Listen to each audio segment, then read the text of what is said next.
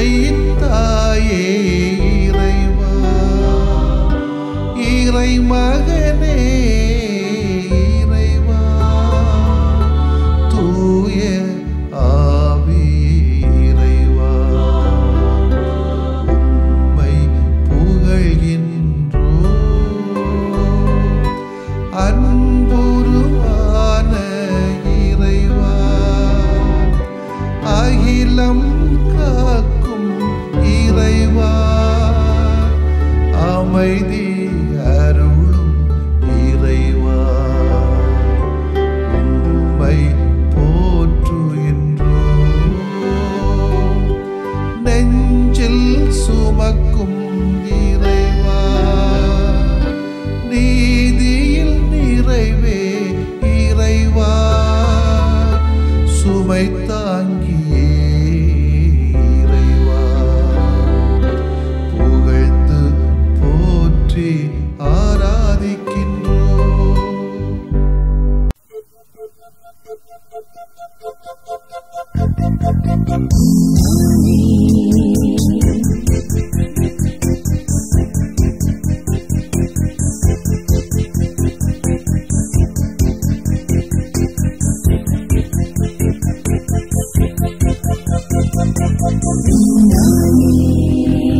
உன்னாலே தினம் வாழும் ஒரு ஜீவன் நான், உனக்காக மனம் திறந்து வருகின்றேன் நான்.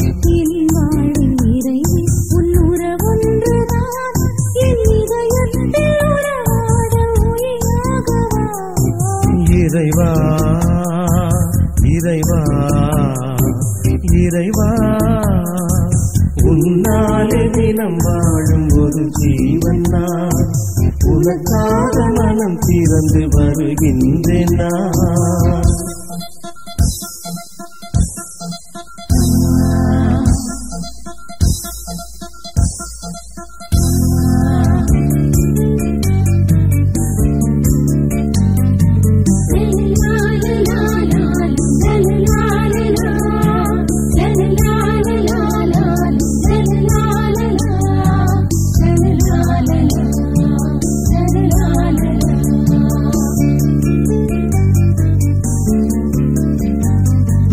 நீ இன்றி என் நெஞ்சில் துடிப்பில்லையே, உன் நினைவின்றி நொடி பொழுதும் விடிவில்லையே.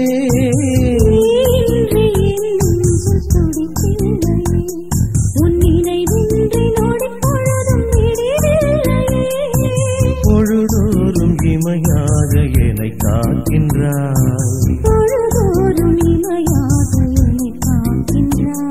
உனை எனதாக ஏற்கின்றேன் என் இயேசுவே.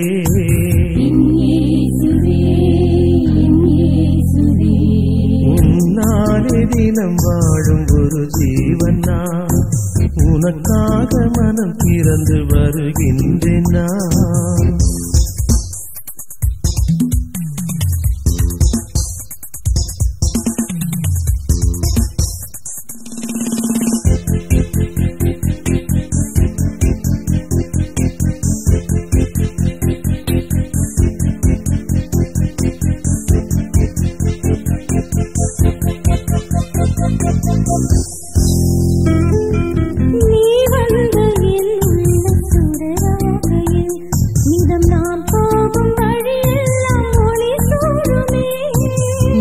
வந்து என் உள்ள சுடராகையில் நிதம் நாம் போகும் வழியெல்லாம் ஒளி சூடுமே.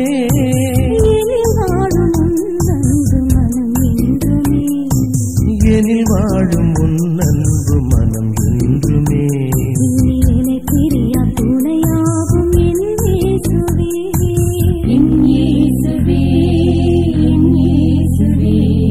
உன்னாலே தினம் வாழும் ஒரு ஜீவன் நான், உனக்காக மனம் திறந்து வருகின்றேன் நான்.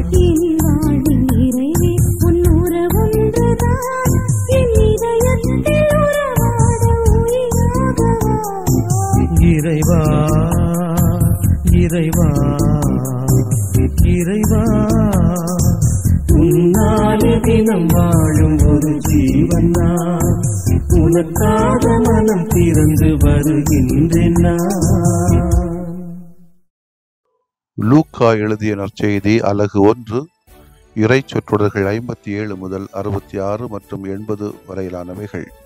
எலிசபெத்துக்கு பேறுகாலம் நெருங்கியது. அவர் ஒரு மகனை பெற்றெடுத்தார். ஆண்டவர் அவருக்கு பெரிதும் இரக்கம் காட்டினார் என்பதை கேள்விப்பட்டு சுற்றி வாழ்ந்தோரும் உறவினரும் அவரோடு சேர்ந்து மகிழ்ந்தனர். 8ஆம் நாளில் அவர்கள் குழந்தைக்கு விருத்த சேதனம் செய்ய வந்தார்கள். செக்கரியா என்ற அதன் தந்தையின் பெயரையே அதற்கு சூட்ட இருந்தார்கள். ஆனால் அதன் தாய் அவர்களை பார்த்து, வேண்டாம், அதற்கு யோவான் என பெயரிட வேண்டும் என்றார். அவர்கள் அவரிடம், தம் உறவினர்கள் இப்பெயர் கொண்டவர் எவரும் இல்லையே என்று சொல்லி, குழந்தைக்கு என்ன பெயரிடலாம், உம் விருப்பம் என்ன என்று தந்தையை நோக்கி சைகை காட்டி கேட்டார்கள். அதற்கு அவர் எழுதுபலகை ஒன்றை கேட்டு வாங்கி இக்குழந்தையின் பெயர் யோவான் என்று எழுதினார். எல்லாரும் வியப்படைந்தனர். அப்பொழுதே அவரது வாய் திறந்தது, நாக்கட்ட விழுந்தது. அவர் கடவுளை போற்றி புகழ்ந்தார். சுற்றி வாழ்ந்தோர் அனைவரும் இதை பற்றி கேள்விப்பட்டு அஞ்சினர். இச்செய்தி யூதேயா மலைநாடெங்கும் பரவியது.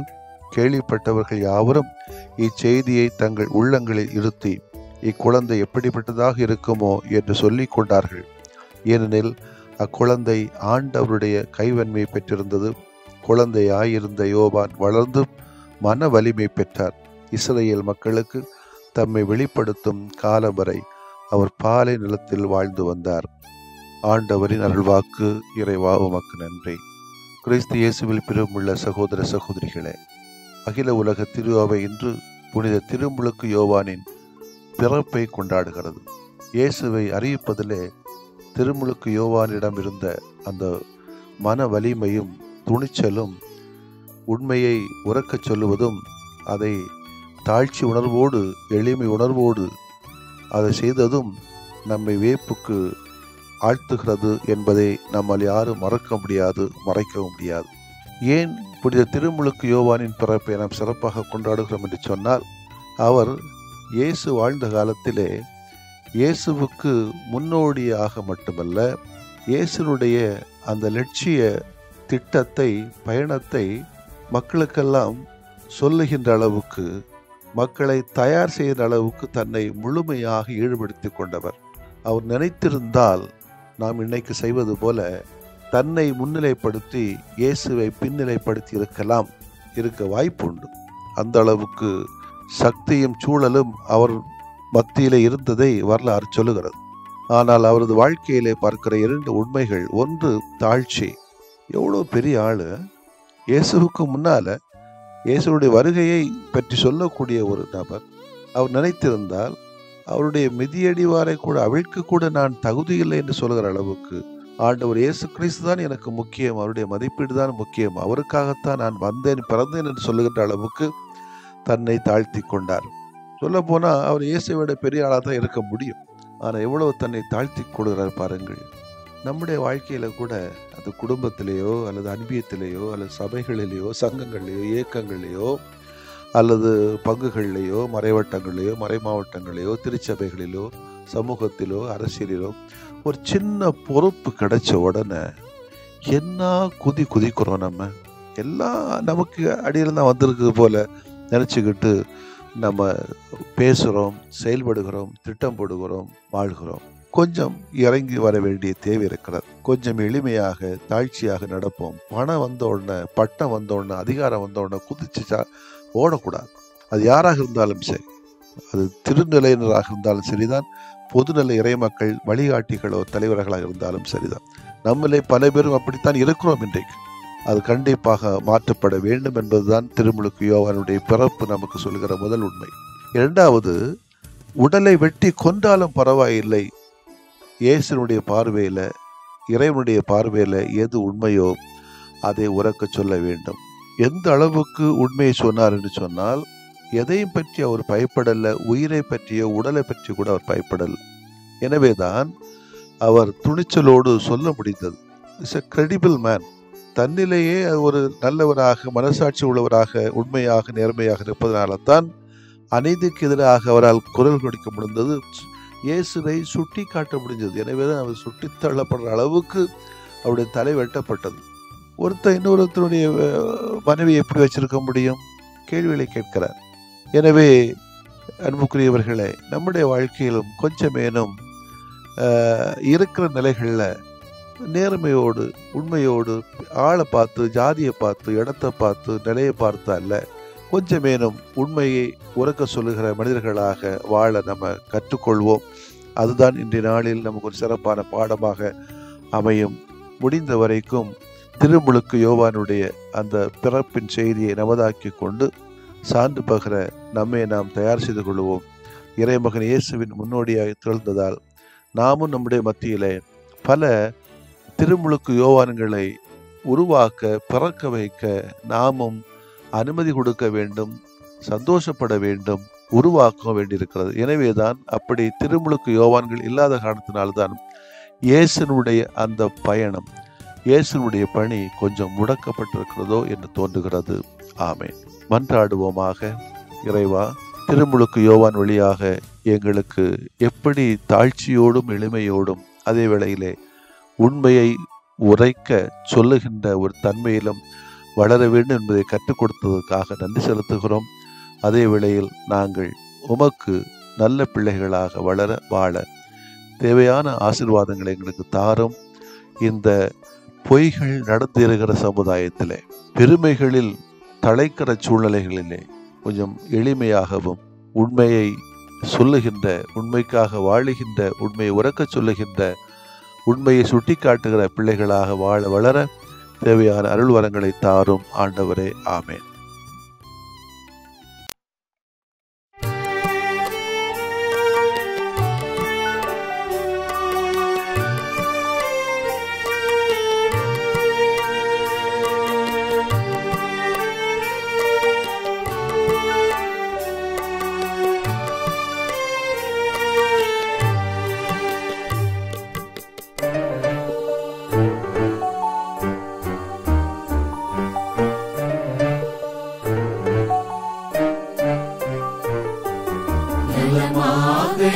வாழ வரம் தாருமே, எம் நிலை மாற்றி உனில் வாழ நலம் தாருமே.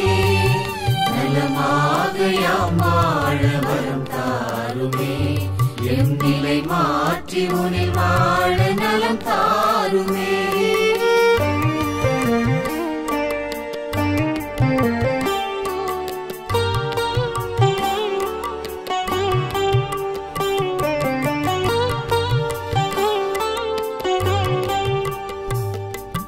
மகிழ்வில்லா மனமென்றால் மனநோயா, அதில் மகிழ்வாக நீ வந்து நலம் தாருமே.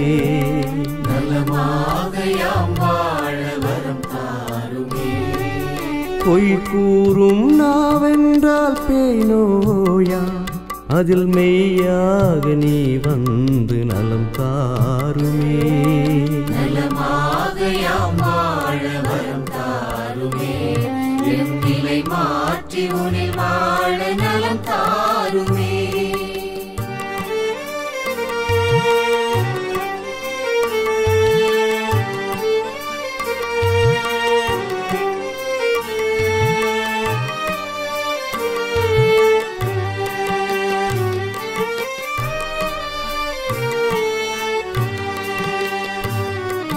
பாராட்டா பண்பென்றால் பகை நோயா, அதில் பண்பாக நீ வந்து நலம் தாருமே.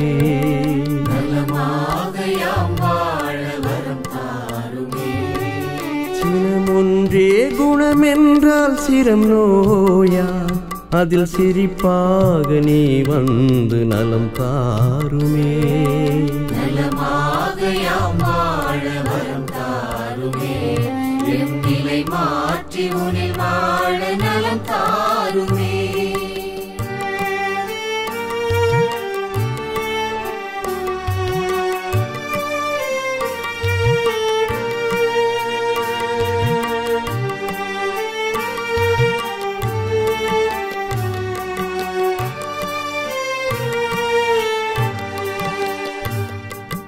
உழைக்காத உடல் என்றால் உயிர் நோயா, அதில் உழைப்பாக நீ வந்து நலம் தாருமே. நலமாக யாம் வாழ வரம் தாருமே. கனியாத உளமென்றால் கடும் நோயா, அதில் கனிவாக நீ வந்து நலம் தாருமே. நலமாக யாம் வாழ வரம் தாருமே. என் நிலை மாற்றி உனில் வாழ நலம் தாருமே.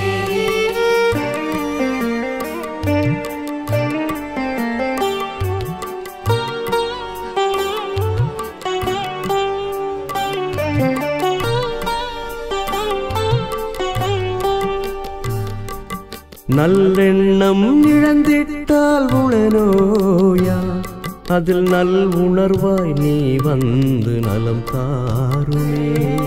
நலமாக யாம் வாழ வரம் தாருமே. நம்பிக்கை களைந்திட்டால் வாழ்வில்லையா, அதில் நலமாக்கும் நீ வந்து வாழ்வாகுமே. நலமாக யாம் வாழ வரம் தாருமே. என் நிலை மாற்றி உனில் வாழ நலம் தாருமே.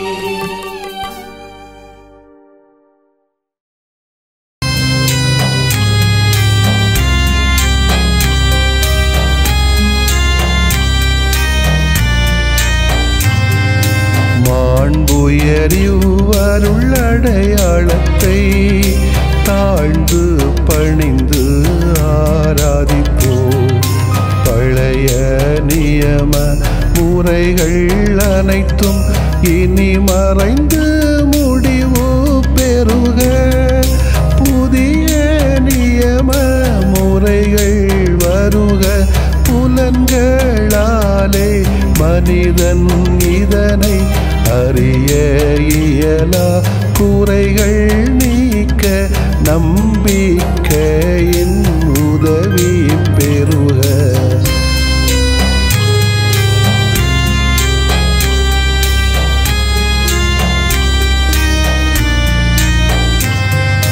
தந்தை அவர்க்கும் மகன் அவர்க்கும் புகழ்ச்சியோடு வெற்றியாக்கும்.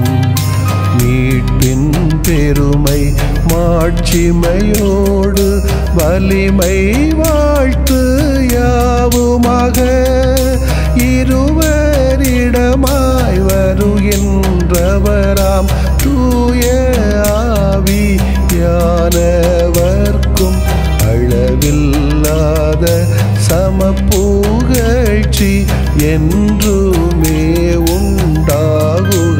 ஆமென். வானின்று அவர்களுக்கு அப்பமளித்தீரே, இனிமையெல்லாம் தன்னகத்தில் கொண்ட அப்பம் இதுவே. மன்றாடுவோமாக. இறைவா, இந்த வியப்புக்குரிய அருளடையாளத்திலே உம்முடைய பாடுகளின் நினைவை எங்களுக்கு விட்டு சென்றீ. உம் திருவுடல் திருரத்தமாகியவற்றின் தூய மறைவருளை வணங்கும் நாங்கள் உமது மீட்பின் பயனை இடைவிடாமல் துய்த்து உணர்ந்து மகிழ அருள்வீராக. தந்தையாகி இறைவனோடும் தூய ஆவியாரின் ஒன்றிப்பில் இறைவனா என்றென்றும் வாழ்ந்து ஆட்சி செய்கின்ற உம்மை மன்றாடுகிறோம். ஆமென்.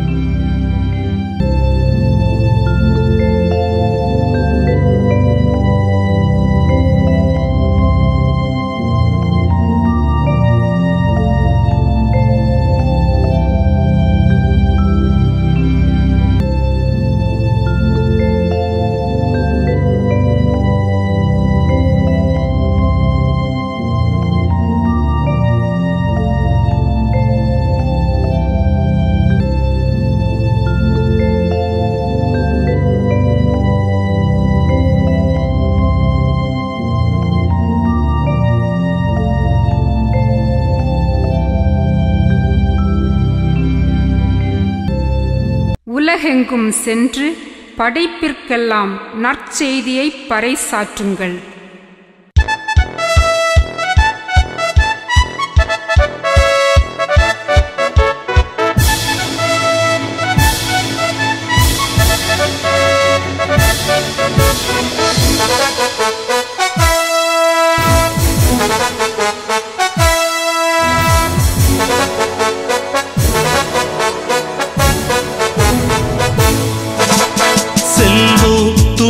செல்வோம் நற்செய்தி தூதர்களாய், ஒளிர்வோம் எங்கும் ஒளிர்வோம் நற்செய்தி தீபங்களாய்.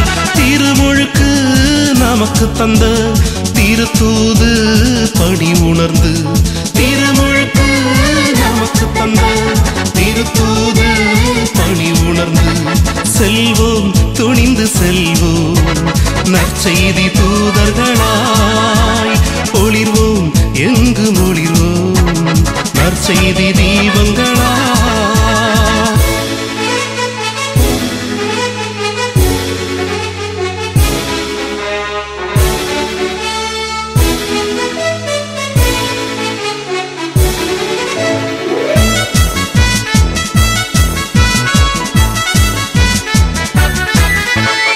உலகமெல்லாம் சென்று நற்செய்தி அறிவித்திடும் உயர் பணி தந்தார் நம் இயேசு.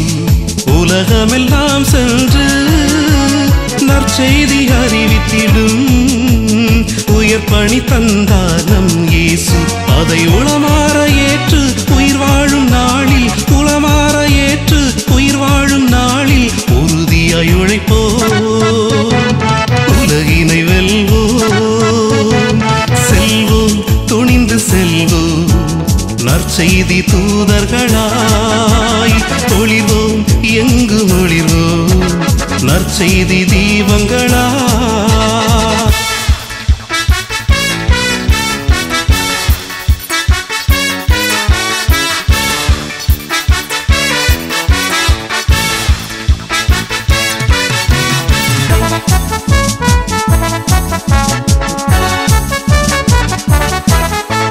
இயேசுவின் அருள் வாக்கை இதயமதில் ஏந்தி இந்தியா வந்தார் திருத்தூமா. இயேசுவின் அருள் வாக்கை இதயமதில் ஏந்தி இந்தியா வந்தார் திருத்தூமா. அவர் இறையாட்சி வளர்க்க மறைசாட்சியானார், இறையாட்சி வளர்க்க மறைசாட்சியானார். இறைக்குலம் நாம் உணர்வோம், மறைபணிதனை தொடர்வோம். செல்வோம், துணிந்து செல்வோம் நற்செய்தி தூதர்களாய், ஒளிர்வோம் எங்கும் ஒளிர்வோம் நற்செய்தி தீபங்களாய். திருமுழுக்கு நமக்கு தந்த திருத்தூது பணி உணர்ந்து, திருமுழுக்கு நமக்கு தந்த திருத்தூது பணி உணர்ந்து செல்வோம், துணிந்து செல்வோம் நற்செய்தி தூதர்களாய், ஒளிர்வோம் எங்கும் ஒளிர்வோம் நற்செய்தி தீபங்களாய்.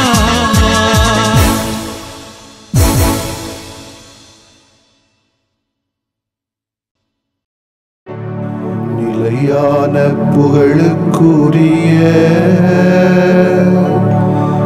தூய இறை நன்மைக்கு எல்லா காலமும் தொழுகையும் புகழும் போற்றியும் ஆட்சிமையும் உண்டாக கடவது. போற்றியும் ஆட்சிமையும் உண்டாக கடவது. தந்தை, மகன், தூய ஆவியாரின் பெயராலே ஆமென்.